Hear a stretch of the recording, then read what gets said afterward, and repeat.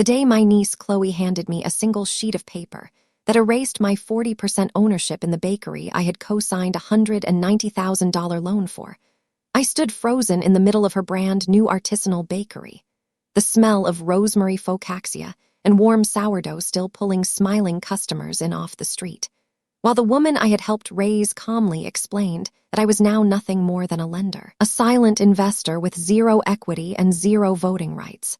I could feel the glossy paper between my fingers, slick as a snake, and I remember thinking, this is what a knife in the back feels like after you spent 3 years keeping someone afloat. What I did not know then, as I watched Kyle, her salesman of a husband, smirk beside the industrial espresso machine, was that 12 months later I would own every mixer, every sheeter, every oven, and the entire 7-year lease for just $11,000. And Chloe's original handwritten promise note, scrawled in black gel pen on a yellow legal pad, would hang in a glass frame on the wall of broken promises of my own pie shop. Right above a plaque I had a local engraver make that reads, "Integrity is the only currency that never depreciates." This is not a story about rage.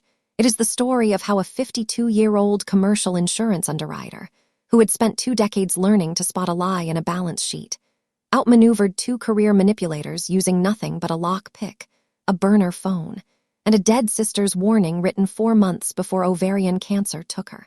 My name is Ellen. I was 52 at the time, a senior commercial lines underwriter for a mid-size mutual insurance carrier in Ohio, the person who read every line of a small business applicant's financials, their debt service coverage ratios, their cash flow statements, their tax transcripts, before I ever stamped an approval. My entire professional life was built on sniffing out the one piece of data that did not belong, the slight exaggeration that meant moral hazard. For 3 years, quietly and without any paperwork, I had been covering Chloe's rent each month whenever her home baking business ran short, because that is what family does, and Chloe was the daughter of my late sister Diane, the only sibling I ever had. Diane and I were 11 months apart, raised in a town where the mills had closed, and everyone carried a ledger of who owed what, and she was the soft one, the one who believed everyone could be saved. I loved her beyond words. When she was diagnosed with ovarian cancer that had already metastasized by the time anyone caught it, I moved into her house for the last 4 months and held her hand while the morphine drip clicked and Chloe was nowhere to be found, busy rebranding her sourdough on Instagram. The detail that would eventually burn Chloe's entire scheme down, the thing she never bothered to learn about her quiet aunt. After 20 years in commercial underwriting, I could detect a fraudulent loan application the way a master baker can detect a half-gram too much yeast just by smelling the dough. I had built a career on that skill. I had just never thought I would need it against my own blood. A month after Diane's funeral, while I was still wearing the same gray cardigan that smelled faintly of her lavender sachets, Chloe showed up at my kitchen table with a leather-bound binder and a business plan for an artisanal bakery called the Rustic Loaf. She was 29, passionate, bright-eyed, and she had that handwritten note she had composed right there in front of me. On a yellow legal pad I kept in the drawer where I stored my tax organizers, a note that said, "I, Chloe Patterson, promise my Aunt Ellen a 40% ownership stake in my bakery in exchange for her co-signing a $190,000 SBA-backed business loan." She signed it with a flourish. I signed as witness, and I put the note in my fireproof safe, thinking it was as solid as a contract. I trusted her. I had watched her grow up, had paid for her flute lessons in junior high, had driven her to auditions, had never once asked for a receipt. I did not think I needed an attorney for a promise made in my own kitchen. That was my first mistake, and it almost cost me my home. On the morning of the grand opening, I arrived an hour early, the way I always did for anything I cared about, carrying a tray of homemade lemon bars because I had been told there was a family showcase table. The bakery was gleaming, all subway tile and reclaimed barn wood, with a custom neon sign that said "Bread is Life" in looping script. The air smelled of rosemary and roasted garlic and something faintly like burned sugar, which I now know was the oven not being calibrated right, a small sign of deeper incompetence. Chloe was already there with her husband Kyle, a former real estate agent who always wore a navy blazer with no tie and who spoke in the kind of practiced, modulated tones I recognized from the worst kind of insurance brokers, the ones who got caught churning policies. They were huddled over a stack of papers on the butcher block counter. Chloe hugged me, smelling of expensive perfume and anxiety, and then handed me a crisp, single-page document fresh from a laser printer, the ink still faintly warm. Text at the top read, "Silent Investor Agreement." The language was dense but clear.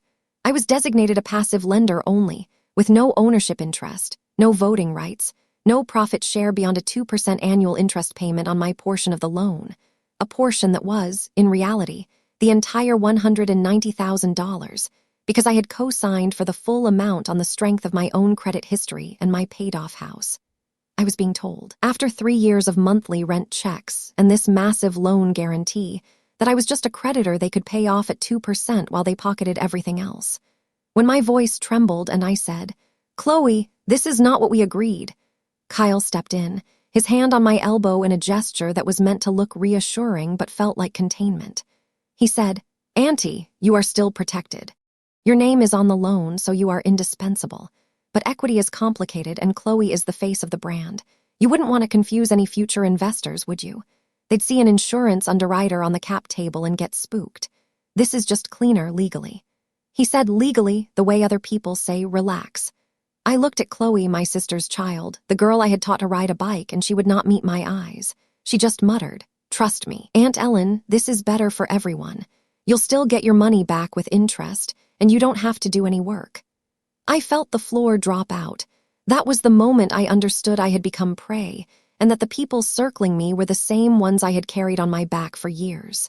After the crowd thinned that afternoon, I wandered into the small back office, a cramped room originally meant for manager's desk, now piled high with cardboard boxes Diane's executor had sent to Chloe after the funeral, boxes full of old photo albums, costume jewelry, the debris of a life. Chloe had dumped them in a corner, planning to toss everything. She saw me poking around and said with a dismissive wave, "Oh, that old junk? I was going to recycle it tomorrow. Take any of it you want. Honestly, it's just taking up space." She was already turning away, already on her phone with a supplier. She did not care. I lifted the lid off a small cedar keepsake box, the kind with brass hinges that had once held Diane's most private things. It smelled of cedar and old paper, and I recognized the faint trace of the rosewater hand lotion my sister used to wear. I closed the lid and slipped the whole box into my oversized tote bag, my heart hammering. I brought it to my car and sat in the parking lot of that strip mall, hands trembling on the steering wheel.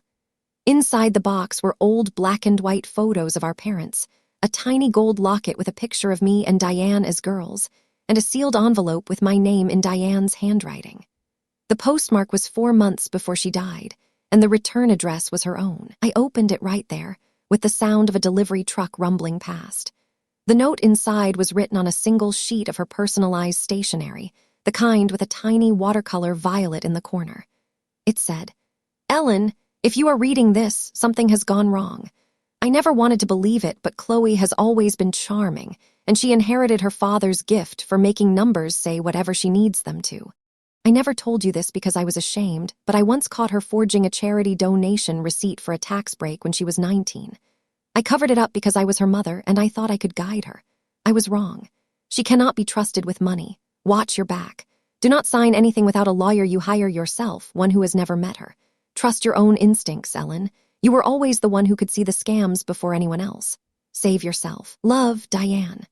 I read the note 3 times, and then I folded it carefully and hid it in the lining of my purse, and I allowed myself to cry for exactly 5 minutes, the regulated cry of someone who had learned to process loss in the small gaps between policy reviews. Then I dried my eyes, started the car, and began to plan. Before I continue this story, let me know where you're watching from in the comments below. Hit like and subscribe if you believe that a promise written by hand should carry more weight than any legal loophole. Over the next 7 days, Chloe and Kyle shifted into full manipulation mode, and I let them, because the note had changed everything. They presented me with a stack of documents they had generated through some generic online legal service, the kind that charges $49 for a complete business formation package, and produces boilerplate that a first-year law student could shred. There was a form that would consolidate my co-signer liability into A, revised promissory note, with onerous terms, a durable power of attorney for all business decisions related to the bakery, and even a medical directive that would let them make healthcare choices for me if I became incapacitated. They framed it all as taking care of Aunt Ellen. Chloe would bring me chamomile tea in a mug that said "World's Best Aunt" and say, "We just want to make sure you're comfortable and don't have to worry about any of this ugly paperwork. You've done so much for us already. Let us handle it now." Kyle chimed in with that smooth, patronizing tone. "Your family, Auntie. We don't want any banks harassing you. You know how they are.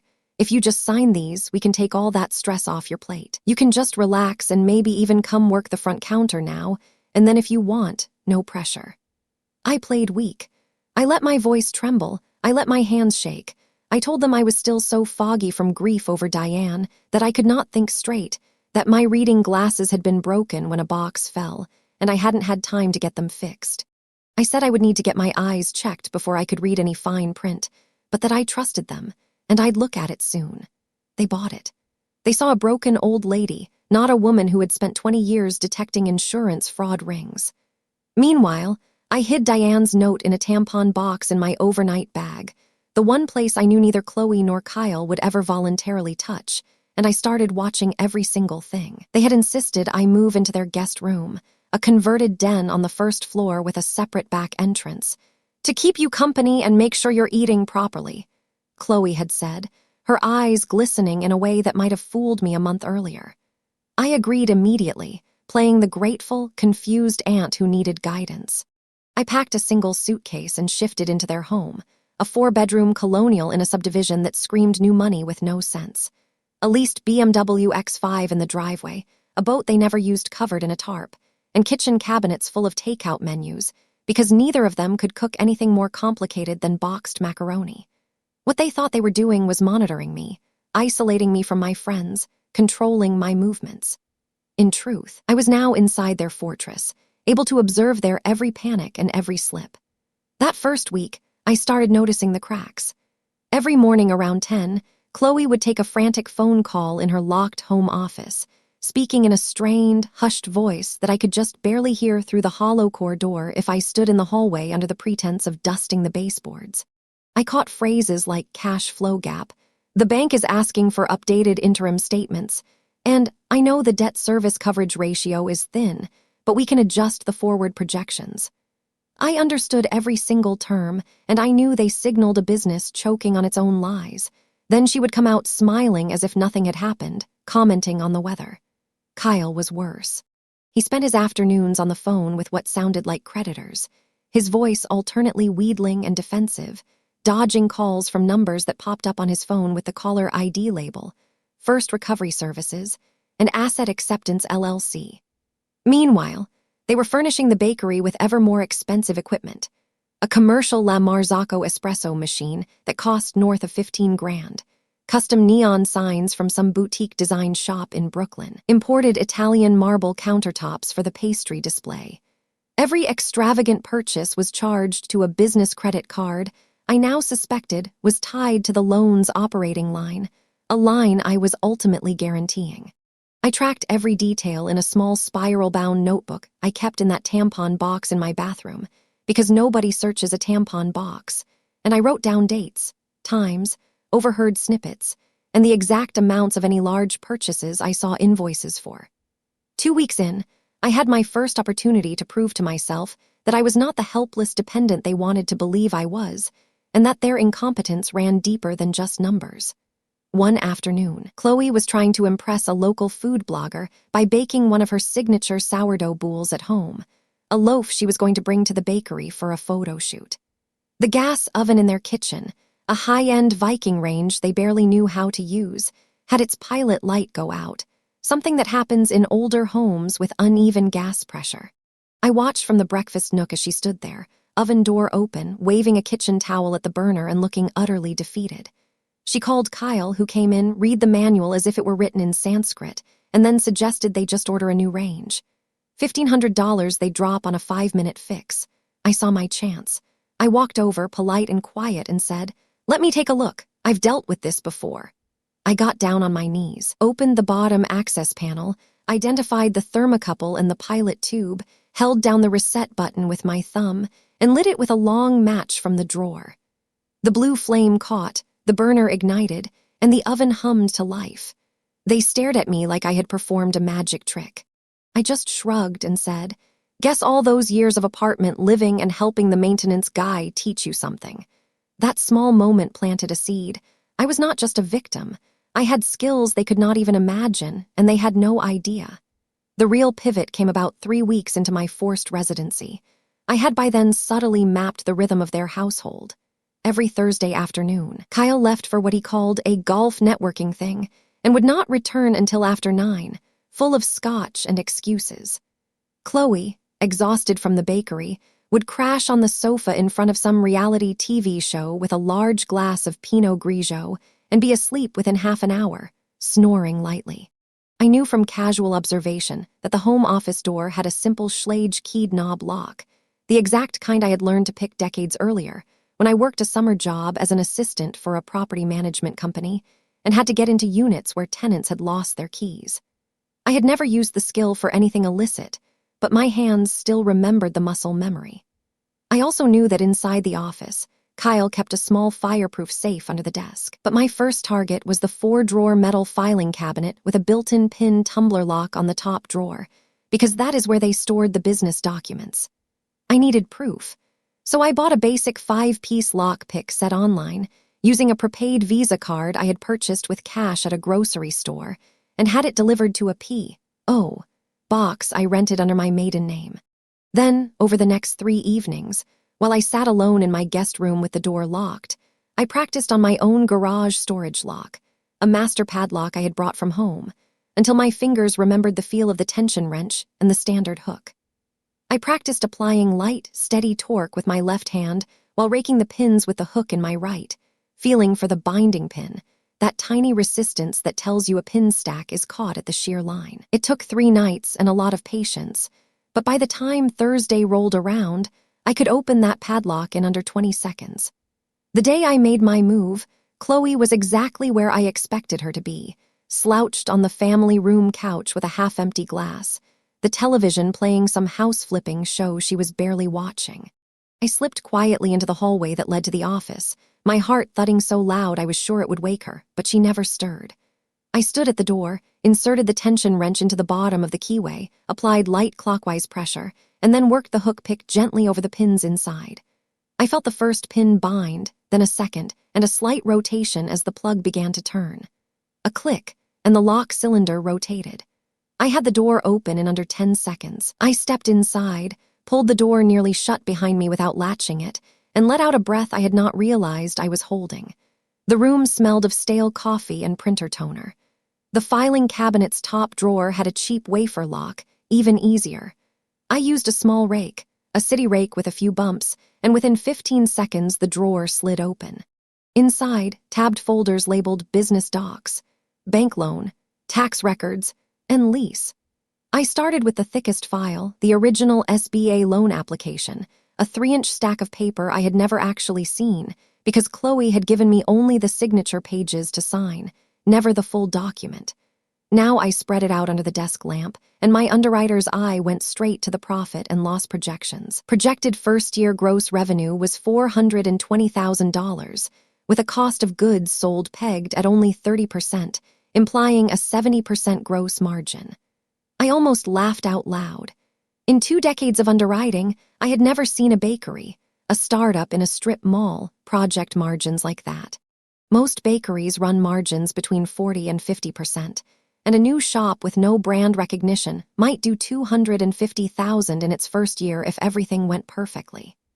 They had inflated the top line by nearly 70% and fabricated a customer count that their own POS system's initial daily reports, which I had glimpsed in the back office of the bakery, could never support. Actual first full-week revenue was barely $3,000. They had falsified the revenue projections to get the loan approved, and because this was an SBA-backed loan, that constituted federal bank fraud. Worse, tucked into the back of the file, I found a disbursement summary showing that $42,000 of the loan proceeds had been transferred not to equipment vendors, but to a personal checking account in Kyle's name. And from there, I could see subsequent transfers to a credit card company and a debt consolidation service. They had diverted loan proceeds to pay off Kyle's consumer debt, a clear violation of the use of proceeds affidavit and a textbook case of loan fraud under 18 U.S.C. Section 1014. I used my phone to photograph every page, slowly, carefully, making sure the document numbers and dates were legible. I then replaced each sheet exactly as I had found it, relocked the cabinet, and crept out of the office, relocking the door from the inside before pulling it shut. By the time I got back to my room, my hands were rock steady. I was no longer a victim. I was an evidence collector. I knew I could not simply call the bank and accuse my niece without a way to protect myself. I needed an ally inside the system, someone who could make sure the fraud was prosecuted without the entire financial bomb landing on my head. I remembered that SBA loans are guaranteed by the Small Business Administration, but originated and serviced by partner banks under strict underwriting standards and oversight. The loan had been issued through First Midwest Bank, a regional bank with a dedicated SBA lending department. I looked up their whistleblower and fraud hotline and dialed from a burner phone, a prepaid flip phone I had bought for $20 at a big box store, because I was not naive enough to use my own number. I asked to be transferred to the SBA Loan Compliance Department, and after a few holds, I reached a senior investigator named Patricia Torres. She had a calm, professional voice with a faint Texas accent, and she asked me a few preliminary questions. I spoke in general terms at first. I have reason to believe that a $190,000 SBA loan issued to the Rustic Loaf LLC is based on fraudulent financials and contains a co-signer who was misled about the business structure. She asked for the loan number, which I had photographed, and then her questions became sharp and specific. Can you describe the nature of the misrepresentation? Are you aware of any divergence between the reported debt service coverage ratio and the actual financials? Have you seen evidence of fund diversion? I realized she was not a call center representative. She was a fraud investigator who knew exactly what to ask. I admitted that I was the co-signer and that I had photographic evidence of falsified projections and diverted funds. She paused, and then she said something that changed everything. MS, Ellen, you are not the first person to call about this particular borrower. We have already been reviewing this file due to inconsistencies in their preliminary financial reports. Their reported DSCR was 2.1 times, but our own analysis of their tax transcripts and recent bank statements suggests it was barely 0.7. We were about to initiate an expanded review. If you can provide those documents, we can accelerate the process. And because you are a victim of the fraud, not a participant, you could be released from the personal guarantee if you cooperate fully and help us build the case. She explained that under SBA Standard Operating Procedure 5010, the bank was required to recall the entire loan immediately upon discovery of material misrepresentation, and that whistleblower protections applied. She gave me a direct encrypted email address where I could send the photographs securely, and she coached me on what else to collect. A copy of the silent investor agreement they had tried to force me to sign, and if they ever pressed me to sign any reaffirmation of the guarantee or any document that implied I was an active participant in the fraud, I was to stall and then signal her. She gave me a specific code phrase I was to use if I needed an emergency freeze. The sourdough needs more time. If I said those words in a voicemail or a text, she would trigger the full loan recall, freeze their accounts, and coordinate with the OIG to initiate a federal referral. I agreed to become a confidential informant, and that night, I lay in my guest bed, feeling a strange mix of terror and righteous calm, knowing I was now part of a federal operation. I needed one more piece of evidence, proof of the level of cruelty and malice Chloe and Kyle were capable of, something that would leave no doubt in my own mind, and if necessary, in a courtroom. So I staged a test. About a week after my call with Patricia, I selected an evening when both Chloe and Kyle were home, and I prepared carefully. I placed in my lap a stack of the unsigned documents they had been pushing on me, including the reaffirmation of the personal guarantee and the medical directive. I sat in their formal living room, the one with the white sofa they never let anyone use, and I waited until I heard Chloe's footsteps approaching from the kitchen. Then I let out a loud, strangulated gasp, clutched my chest dramatically, and slid off the sofa onto the floor, scattering the papers around me. I lay there, groaning and gasping, my eyes half closed but still watching, my body limp but my mind hyper-alert. Chloe walked in, saw me on the floor, and froze. She did not call 911. She did not check my pulse, did not cry out my name in panic. Her eyes went straight to the papers near my hand, and her expression shifted from mild surprise to a calculating, predatory focus. Kyle came running from the other room, skidding in his leather loafers, and instead of reaching for a phone, he said in a low, urgent voice, "Get the pen." She was about to sign. "Look, the signature page is right there. Just hold her hand and guide it. We can make the marks now and date it later." I heard Chloe say, "Is she breathing? What if she wakes up?" And Kyle snapped, "If she wakes up, we just tell her we were trying to help her sit up and she grabbed the pen herself. She's old, she won't remember." Chloe was silent for maybe 3 seconds, the longest seconds of my life, and then I heard her say, "Okay, just hold her wrist steady, I'll do it." I felt the warmth of a hand hovering near mine, and in that moment I let out a theatrical moan and stirred, fluttering my eyelids as if coming to. Instantly, their voices changed to syrup. "Oh, Aunt Ellen, you gave us such a scare. You just fainted, sweetheart. We were so worried." "Here, let me help you up," Chloe cooed, her hands now gentle and solicitous. I let them help me to the sofa. I mumbled something about low blood sugar, and I allowed them to bring me a glass of orange juice while they carefully gathered the papers and did not say a word about signatures. That night, after they went to bed, I sat in my room and let the full weight of what I had just experienced settle into my bones. My niece, the daughter of my dead sister, had been willing to let me die on that floor if it meant she could get a fraudulent signature. Any residual loyalty, any hope that Chloe might still be saved, evaporated completely. I called Patricia's voicemail and left a message using the code phrase, "Patricia, this is Ellen. The sourdough needs more time. I think we should move as soon as possible."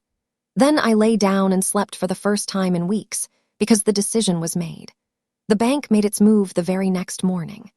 Patricia had enough evidence from the photographs and my testimony to trigger an immediate formal loan review under the SBA's expedited procedures, and she informed me by text that a freeze had been placed on the bakery's accounts and that Chloe would be notified of a required meeting at the bank. By noon, Chloe burst into my guest room, her face pale as flour, her voice high and strained. "Aunt Ellen, we have an emergency meeting at the bank. It's some kind of audit, a random review, and they need you there to confirm you're a silent partner in the LLC. It's no big deal, just a formality, but you have to come right now." Kyle stood behind her, holding a fresh stack of papers, including a typed reaffirmation of the personal guarantee that I had never seen before. "You just need to say you understand the business structure and sign this one document to confirm your co-signer status. That's all. It's standard," he said, his smile tight and his eyes flickering. They practically bundled me into the car, Kyle driving too fast, Chloe on her phone in the passenger seat whispering to someone about getting our story straight. We arrived at the First Midwest Bank branch, a low brick building in the same strip mall as the bakery, and were led to a small conference room with a long laminate table, stale coffee in a carafe, and 2 people waiting. A senior loan officer named Mr. Deney, a balding man in a rumpled suit, and Patricia Torres, who I recognized by her no-nonsense expression and the sharp, intelligent way she watched Chloe walk in. Patricia gave me a tiny nod. "Mr.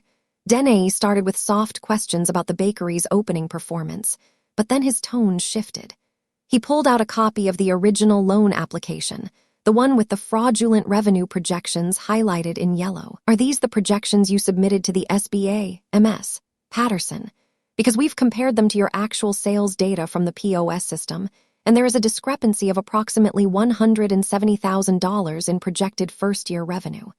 Chloe stammered something about seasonal adjustments. Kyle jumped in, smooth as ever, and said, "Ellen helped us with those numbers. She did the market analysis, actually. She's the financial expert in the family, so if there's any issue with the projections, you'd have to ask her."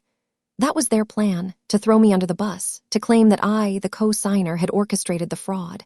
I stood up, and I did not let my voice waver. I had been playing weak for months, but now I was done. "Actually, Mr. Deney, I never saw those projections.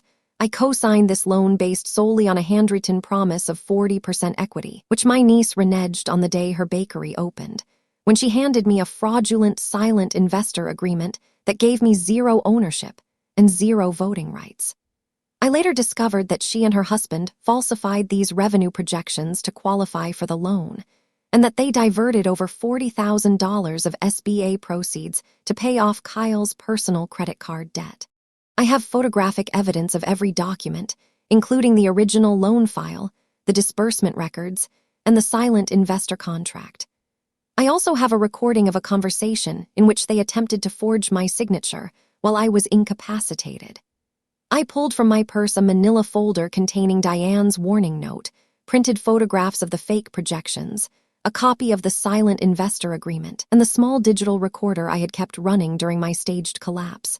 I played a brief clip of Kyle's voice saying, "Just hold her hand and guide it. We can make the marks now." Chloe's face drained of all color. Kyle lunged forward as if to grab the folder, but Patricia stepped between us. "MS. Patterson, Mr. Patterson, this meeting is now a part of an active SBA fraud investigation. Your accounts are frozen, your loan is being recalled effective immediately, and a suspicious activity report has been filed with FinCEN and the Office of Inspector General. Federal investigators will be in contact with you shortly." Mr. Deney nodded, and 2 bank security guards appeared at the door. I looked at Chloe, who was now crying, but I felt nothing except a clean, cold, professional satisfaction. I had spent my career protecting companies from bad risks. It turned out that the worst risk I ever encountered was my own family. I said to her, quietly, as the guards moved in, "You should have learned to light your own pilot light. I'm done being your safety net." Then I turned and walked out of that bank, leaving them behind in a conference room that smelled of stale coffee and fear. The loan was recalled in full. Without the line of credit, the bakery could not make payroll or pay its vendors, and within 2 weeks, First Midwest filed a UCC lien against all the bakery's assets, equipment, and the leasehold improvements. A notice of default and impending liquidation was published per state law. Because I had fully cooperated and provided the evidence that cracked the case, Patricia arranged for the bank's legal department to release me from the personal guarantee and from any liability for the fraud, provided I signed an affidavit detailing my role. I did so immediately.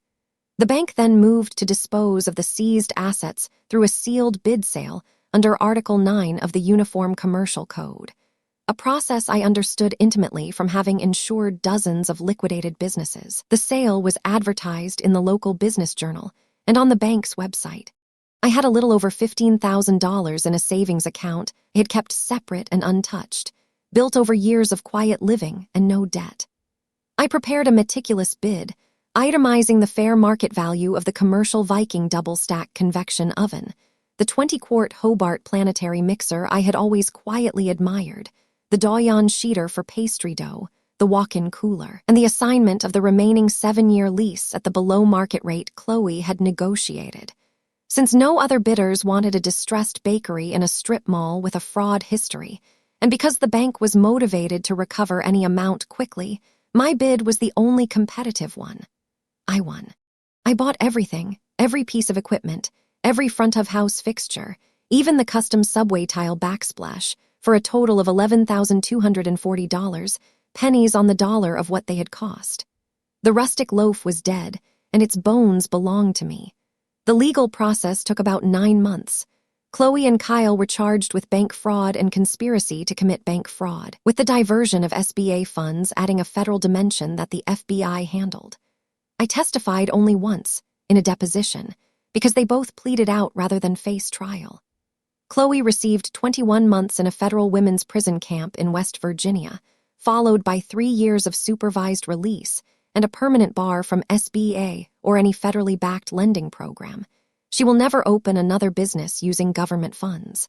Kyle got 5 years of probation, a felony conviction that destroyed his real estate license, and an order to pay restitution that will follow him for decades. The Rustic Loaf social media pages were deleted, and the sign above the door was taken down by the landlord. I spent a month cleaning the space, repainting the walls a warm buttercream yellow, and installing new display cases I found at a restaurant auction. I reopened as Auntie's Pies, a shop that serves nothing but sweet and savory pies. Salted caramel apple with a lattice crust, deep dish chicken pot pie with a buttermilk biscuit top, bourbon pecan pie that makes grown men weep. Before my grand opening, I had a local carpenter build a long shelf along the back wall, and I installed what I call the wall of broken promises. In a simple glass frame, I hung Chloe's original handwritten promise note, the yellow legal pad paper with the blue lines, next to the silent investor agreement she tried to replace it with. Underneath them, I placed the small cedar box that had held my sister's warning, with the violet stationery note still inside but closed behind glass, because that note saved everything. And then I hung a brass plaque engraved with the words, "Integrity is the only currency that never depreciates." Every customer who walks in can see it. I do not explain it unless someone asks, and when they do, I just say, "That's a reminder that a promise written by hand should be heavier than any legal workaround, and that if you have a skill, you should use it to protect yourself." My sister Diane would have approved. She would have stood in the middle of the shop, smelling the cinnamon and butter, and she would have said, "Ellen, you always did have a gift for seeing the fraud before the fire starts." Today, I make a modest, peaceful living selling slices to the same neighbors who once bought Chloe's overpriced Focaxia. I sleep soundly. The pilot light in my new oven never goes out because I maintain it myself. Have you ever discovered a dark secret about someone you trusted completely? How did you handle it? Let me know in the comments below. If you believe that a person's word should be their bond, and you love a story where patience and hard-won skills beat manipulation every time, hit that like button and subscribe to our channel for more true stories of people who turn the tables. Until next time, keep your promises and your pilot lights lit.